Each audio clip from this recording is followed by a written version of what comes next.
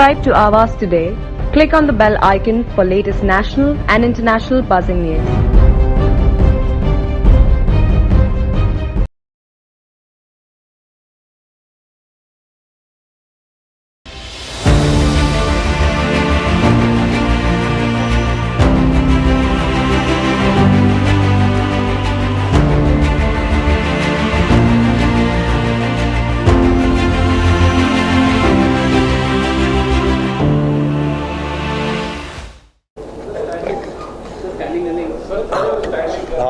Standing.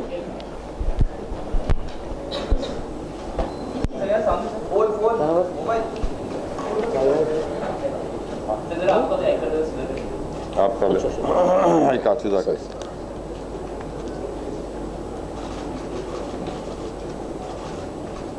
Thank you sir, बहुत शुक्रिया आप लोग, thank you very much, thank you.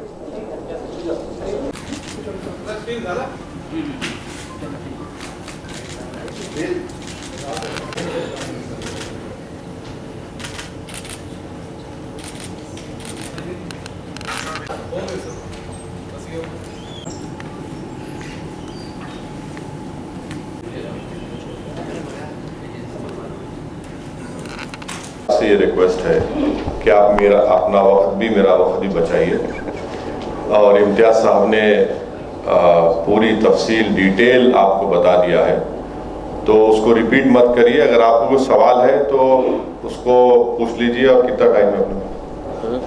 10 बजे तो हमको कॉन्फ्रेंस। हाँ, तो आपके पास 15 मिनट है। 1 2 3 4 5 6 तो 20 सवालात आप पूछ सकते हैं मेरे से। तो मैं गिनूंगा, 20 सवाल के बाद मैं जवाब नहीं दूंगा। तो आप लोग अब आप डिसाइड कर लो। हाँ, विदाउट माइक चलिए 5 पकड़ लीजिए, 25 कर लीजिए, शुरू करिए। सवाल आपका है तो बोलिए। अधिवेशन का एजेंडा आप बता दीजिए।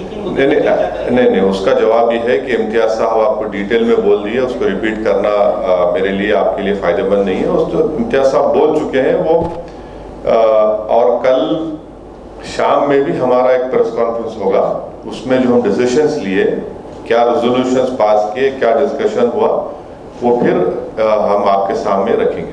अफसर साहब, जिस तरीके से हम देख रहे हैं महाराष्ट्र की राजनीति में कई सारे समीकरण बदले हैं, चाहे सत्ता पक्ष की हो या विपक्ष की हो, तो पिछले चुनाव में आप वंचित बहुजन आघाड़ी के साथ थे, लेकिन इस बार वो घोषणा कर चुके हैं कि वो शिवसेना के साथ जा रहे हैं। तो आपके लिए ये जो नई बदली परिस्थिति है, इसमें आप किन नए लोगों को साथ में जोड़ने की कोशिश होगी या फिर किस तरीके से उस वंचित बहुजन आघाड़ी से जो नुकसान होगा उनके जाने से उसकी भरपाई करेंगे आप?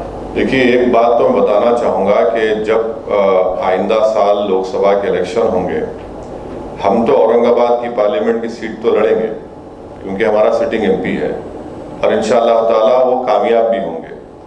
दूसरी बात ये कि और कितने लोकसभा की सीट हम लड़ेंगे, इसका नंबर इम्तियाज जलील साहब, हमारे जो प्रेसिडेंट है, working president doctor Gaffar Khadri साहब जो मेरे बाजू बैठे हैं, वो सब मिलके तय करेंगे। किससे अलायंस होगा नहीं होगा ये आपको थोड़ा इंतजार करना पड़ेगा। इतना जल्दी डिटेल बताना सही नहीं होगा, मगर ये फैक्ट है जो आपके सामने में रख रहा हूँ।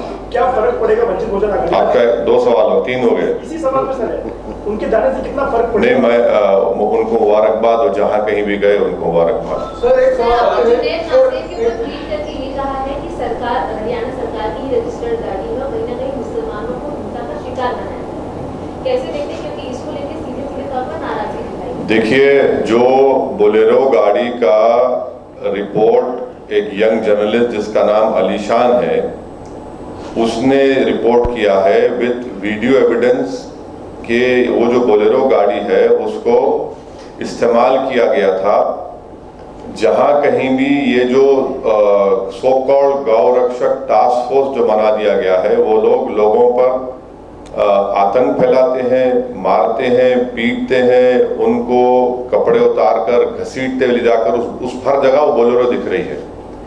और पुलिस ने भी ये कहा कि जुनैद को और नसीर को जिस गाड़ी में किडनैप किया गया था राजस्थान से और हरियाणा लाया गया था, वो यही गाड़ी थी। तो इससे ये साफ गवर्नमेंट की गाड़ी है, इससे साफ जाहिर होता है कि ये स्टेट वायलेंस है मुसलमानों के खिलाफ। और मोदी सरकार तो लैटरल एंट्री की बड़ी बातें आप लिखते हैं, तो ये गौरक्षक को भी लैटरल एंट्री दे दी कि आप सो कॉल्ड गौरक्षक कि आप जो चाहे करो, जिसको मारना है मारो, पीटना है पीटो, गोली चलाओ।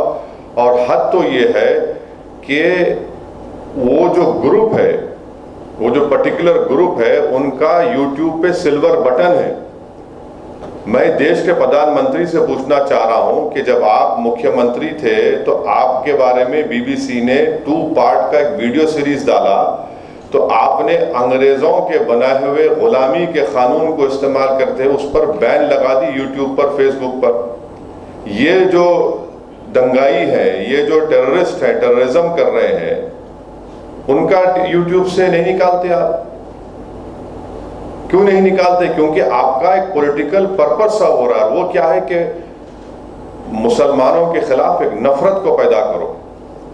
और बीजेपी और प्रधानमंत्री पसमानदा मुसलमानों की बात करती है। मियो मुस्लिम क्या है बताओ? फिर ये मियो मुस्लिम क्या है बताओ? जो आपके एस्पिरेशनल डिस्ट्रिक्ट्स प्रधानमंत्री ने बनाए, नंबर 1 बैकवर्ड डिस्ट्रिक्ट तो मेवात है। हर चीज से सोशो जो एसडीजी के इंडिकेटर्स है, सबसे बैकवर्ड है इंडिया में। और जुनैद और नसीर का ये है कि राजस्थान की सरकार फौरन गोपालगढ़ की कंप्लेन जब दिया गया, बॉर्डर को सील कर देती, तो जुनैद नसीर जिंदा रहते। मौत हो गई मगर कोई नहीं जाते। कोई भारत जोड़ो के पूरा भारत निकलता है और अलवर में एक रॉयल फैमिली की शादी में पूरे मौजूद, और अलवर से 1 घंटे के रास्ते पर घाटमीका है, कोई नहीं जाता वहां पर। और हद तो यह है कि उदयपुर में और एक और जगह पर एक ऐसी ही वायलेंस हुआ था जो कंडेमनेबल है। वहां पर सरकार ने 30-30 लाख रुपए, 50 लाख रुपए गवर्नमेंट नौकरी दी। यहां पर बोल रहे हैं कि गवर्नमेंट के 3 स्कीम में 15 लाख देंगे। ये डिस्क्रिमिनेशन है भाई। जब मरते हैं तो आप घर को नहीं जाते। क्यों नहीं जाते? मैं अपनी स्पीच में कहा इसलिए नहीं जाते क्योंकि अगर कोई मुसलमान की लाश के सामने खड़े हो गए तो उनको वोट नहीं मिलेगा। सर, इसी से जुड़ा हुआ है, आप राजस्थान का मुद्दा लगातार उठा रहे हैं। रिपीट मत करिए, आपका ही नुकसान होगा। पार्लियामेंट के घेराव का कॉल दिया गया कि अगर 15 दिन में इंसाफ नहीं मिलता तो पार्लियामेंट का घेराव देश भर के मुसलमान करेंगे, ऐसा तौकीर रजा जी ने कहा। क्या आप देखिए, आप मेरी पार्टी का पूछिए, मेरी पार्टी का जवाब हम दे सकते हैं। अब हर एक का जवाब तो मैं नहीं दे सकता हूं ना। आपने एक बात, एक चीज बोला था कि शिवसेना के 2 से 4, 4 से 10 होने दो या बीजेपी की होने दो, उसका फायदा आपको होगा। लेकिन यहाँ जहाँ एमआईएम ताकतवर है, फाइट अच्छा सा किया है, वहाँ कांग्रेस का लॉस हुआ है। क्या हुआ है? कांग्रेस कहाँ पे बताइए? अभी औरंगाबाद कहाँ? औरंगाबाद से 21 साल से शिवसेना का एमपी था ना। आप जर्नलिस्ट रह के सब बात नहीं करना मेरे भाई। सुनो, अब आप रात के 3 बजे मेरे को उठा के सवाल करेंगे तो मैं ऑटो प्ले पे आ जाता हूँ। तो सुनो, आप देखो कांग्रेस का एक बहस में अपन बहस नहीं करेंगे। आप वो फेमस एंकर मत बन जाओ 9 बजे की तरह। तो आप ये सुनिए, राहुल गांधी कैसा हारे? मेरी वजह से हारे। आप सुनो, मेरी वजह से हारे राहुल गांधी। हारे ना, हार गए, मान लिए ना। अरे राहुल गांधी अरे इलेक्शन में हारे ना, जिंदगी में नहीं हारे। वो तो मेरे को नहीं मालूम, वो आप बोलेंगे। नहीं, मैं नहीं बोल सकता। तो हारे वो हार गए। अब वो 186 लोकसभा सीट्स पर कांग्रेस बीजेपी लड़ी, सिर्फ 186, कोई नहीं था। अनफॉर्चुनेटली मैं नहीं था। तब भी खाली 16 सीट जीती 2019 में। मैं जिम्मेदार हूं। कब तक आप ये बात करेंगे? हम लड़ेंगे और जो कोई भी वंचित समाज पे जुल्म करेगा, लड़ेंगे, जीतेंगे, हराएंगे भी उनको। ये अब सुन लीजिए, ये डेमोक्रेसी है, कोई तानाशाही नहीं है। ये जो एंटाइटलमेंट की पॉलिटिक्स की बात करते हैं ना, उनको लगता है कि ये क्यों आ रहे हैं लोग। अरे भाई, वो राजा रजवाड़े खत्म हो चुके हैं। ये जमहूरियत है, लोकशाही है। आप मेरे को रोक नहीं सकते। हम लड़ेंगे। हमारा संविधान इस बात का दिया है। जहां कहीं भी हम लड़ रहे, यूपी की बात करते, कितने सीट कांग्रेस लड़ी यूपी में? बोलो भाई, 400, बीएसपी लड़ी 400। ये सवाल उनसे नहीं किया जाता। क्यों नहीं किया जाता भाई? क्योंकि उन मुसलमान नहीं है, ये प्रॉब्लम है। चलिए अभी 6 सवाल हो गए।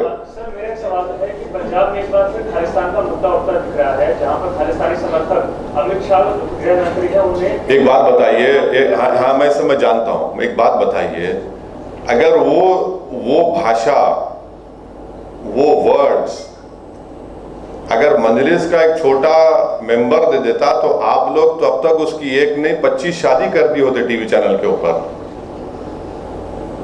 नहीं करे आपने। और बीजेपी भी बड़ी उसको उर्दू में एक वर्ड है माने खैज, खामोशी। माने खैज खामोशी बीजेपी की है। ये समझ में नहीं आ रहा हमको क्या चल रहा है वहां पर। और तीसरा, कल आए थे ना छोटा रिचार्ज मुंबई में, उनसे पूछ लेते आप क्या हो रहा है। उनकी सरकार है, मेरी सरकार तो नहीं है ना, उनको भी पूछ लेते। सर उनका तो ये कहना था, भगवत मान का कहना था कि पंजाब में लॉ एंड ऑर्डर मेंटेन है। हाँ बिल्कुल है, बिल्कुल है। क्या आप सरकार पे सवाल उठा रहे हैं? नहीं बिल्कुल है, मैं भी कह रहा हूँ बिल्कुल है। दिख रहा है ना हमारे को, थोड़ा बहुत हम उतने उनसे छोटा रिचार्ज की तरह उतना हमको दिमाग नहीं है, मगर थोड़ा तो दिख रहा है हमको क्या हो रहा है।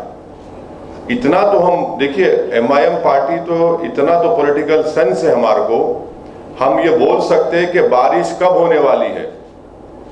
हम हवाओं में सूंघकर मिट्टी की खुशबू, मिट्टी आने के बाद हम नहीं बोलते कि बारिश होने वाली है, हम ये जरूर बोलेंगे बारिश होने वाली है। सर एक सवाल क्या कार्रवाई की मांग करेंगे? हाँ completed, it is complete. Sir एक सवाल है, वैसे 2 सवाल है, लेकिन पहला सवाल ये है कि जिस तरीके से आप लोग अब आपने जिक्र किया कि डेमोक्रेसी है यहाँ पर, हाँ? जिस तरीके से आपने बोला कि यहाँ पर डेमोक्रेसी है, तानाशाही नहीं है, हाँ। तो इसी से जुड़ा सवाल एक ये है कि जिस तरीके से आपने देखा शिवसेना के बारे में जो हुआ, इलेक्शन कमीशन ने जो डिसीजन दिया, तोड़ मोड़ कर जो भाजपा ने सरकार बनाई शिंदे के साथ में, हाँ। लेकिन बाद में जो इलेक्शन कमीशन ने जो डिसीजन दिया, जो चुनाव चिन्ह था वो चला गया। हाँ। क्या इलेक्शन के कमीशन के निर्णय के ऊपर आप किस तरीके से देखते हैं? ये पहला सवाल। और दूसरा सवाल ये है, दूसरा सवाल ये है कि आपने देखा कि कल उद्धव ठाकरे से अरविंद केजरीवाल मिले, जैसे कि सब लोग अभी बोल रहे हैं कि छोटी छोटी रीजनल पार्टियां एक साथ आकर बीजेपी से लड़नी चाहिए, तो आपका एजेंडा क्या है? सबसे पहली बात तो ये बताइए, आपका सवाल ये भी होना चाहिए था, अगर आपका इख्तियार है, कि बिहार में मेरे 4 MLA को तोड़ दिए कांग्रेस राजद, वो अच्छा काम था क्या? बोलो, आपको पूछना चाहिए था। जब यहां गलत हुआ तो वहां सही हुआ क्या? क्योंकि ये सेकुलरिज्म के ठेकेदार हैं, ये चंगेज खान की तरह काम करेंगे तो नहीं, वो उनको चंगेज मत बोलो। यहां पर होगा महाराष्ट्र में तो चंगेज है जो भी कर रहे हैं। अरे भाई चंगेज दोनों जगह पे होता है ना, एक जगह कहाँ होता है? दोनों जगह होता है। एक तो ये है कि हमारा राष्ट्रीय अधिवेशन होने के लिए जा रहा है। पहला राष्ट्रीय अधिवेशन है जिसमें तकरीबन 16 राज्यों के हमारे जो अध्यक्ष है, पदाधिकारी है, वो सभी लोग यहाँ पर आए हैं और देश के सामने जो मुद्दे हैं उन मुद्दों के ऊपर हम चर्चा करेंगे। हमारे पार्टी के national president barrister Asaduddin Owaisi साहब आए हैं। 2 दिन वो सभी लोगों के साथ चर्चा करेंगे, चाहे वो हमारा ग्राम पंचायत का सदस्य हो, कॉरपोरेटर्स हो, या हमारे राज्य के प्रेसिडेंट्स हो, MLAs हो, ये सभी लोग आए हुए हैं। उनके साथ चर्चा करेंगे कि देश के सामने क्या क्या चुनौतियाँ हैं, हमारे सामने क्या क्या चुनौतियाँ आ रही है करके इसके ऊपर चर्चा करेंगे। दूसरा आपने सवाल मुझसे ये किया है कि औरंगाबाद का नाम बदल दिए है, उसके ऊपर हमारी भूमिका क्या है करके। हमने पहले से ही कहा है, और आज सिर्फ औरंगाबाद का नाम बदला गया है तो हमारी भूमिका आ रही है, ऐसा नहीं है। जब भी इन्होंने शहरों के नाम बदले, सड़कों के नाम बदले, इमारतों के नाम बदले, एयरपोर्ट्स के, रेलवे स्टेशंस के नाम बदले, तो हमने उसका विरोध किया है, क्योंकि हम सरकार को यही बताना चाहते हैं कि इतिहास अच्छा हो सकता है, इतिहास बुरा हो सकता है, लेकिन इतिहास इतिहास होता है। आप नाम बदल सकते हैं लेकिन इतिहास नहीं बदला जा सकता है करके ये सरकार को समझना चाहिए। लेकिन जब दिखाने के लिए कुछ नहीं होता है तो लोगों को इसी तरह के इमोशनल इश्यूज़ के अंदर है तो आप घुमा के रखो, ताकि लोग हैं तो आपसे बेरोज़गारी के बारे में ना पूछे, ताकि आपको किसानों के बारे में ना पूछे, ताकि आपको महंगाई के, इंफ्रास्ट्रक्चर के बारे में, पानी, सड़क, बिजली, घर, इनके बारे में कोई बात ना करे, हम सिर्फ शहर के नाम बदलने की बात करते रहे करके उसमें, तो ये सरकार की साजिश। सध्या दोन सेनेमध्ये गट पडलेले आहेत, तुम्ही परिस्थिती पाहता, आपल्याला काय देणं घेणं साहेब? माझी तर प्रार्थना हे असणार आहे की 2 कशाला 4 गट तयार करा ना. तुम्ही जितकं भांडण करणार आहे माझा तितकाच फायदा होणार आहे उसमें. तुम्ही भांडत करत राहा आणि 2 नाही 2चा अजून काही गट तयार होत असेल तर ते करत राहा उसके अंदर. आमची तर प्रार्थना असणार आहे की भारतीय जनता पार्टीमध्येही असं गट तयार व्हायला पाहिजे उसमें, मग आम्ही सत्तेच्या जवळ जाऊ शकेल.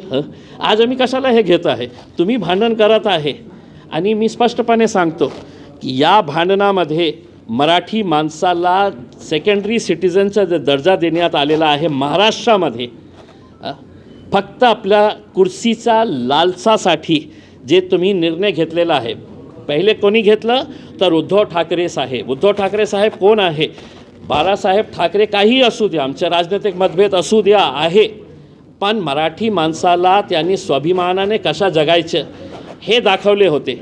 आणि त्यांचा मुलगा काय केला की कुर्सीसाठी काँग्रेससोबत गेला, राष्ट्रवादीसोबत गेला. आणि आता एकनाथ शिंदे साहेब त्यांना असं वाटत असेल की मी मुख्यमंत्री आहे की नाही. सगळ्यांना हे कळतं एकनाथ शिंदे साहेब की तुम्ही फक्त पपेट आहे. तुमचा रिमोट कंट्रोल अमित शहाकडे आहे, तुमचा रिमोट कंट्रोल देवेंद्र फडणवीस साहेब आहे. तुम्हाला हे चांगलं वाटणार नाही की महाराष्ट्रामध्ये खासदार असं कसा ओपनली बोलू लागला करके, पण हे स्पष्ट आहे. आणि काय आहे की तुम्ही पण सत्तेसाठी आज जे चाटुगिरी करत आहे भारतीय जनता पार्टी, तुम्हाला तर मुख्यमंत्री पदाची कुर्सी मिळालेली आहे, पण महाराष्ट्र लोकांना तुम्ही कमजोर करण्याचं काम केलेलं आहे. तुमचा भांडण काय आहे ते तुम्ही लढत राहा, आमच्यासाठी चांगलीच गोष्ट आहे. तसंही आम्ही आमचा जे एजेंडा आहे त्या अजेंडाप्रमाणे आम्ही काम करू. Subscribe to Awaaz today. Click on the bell icon for latest national and international buzzing news.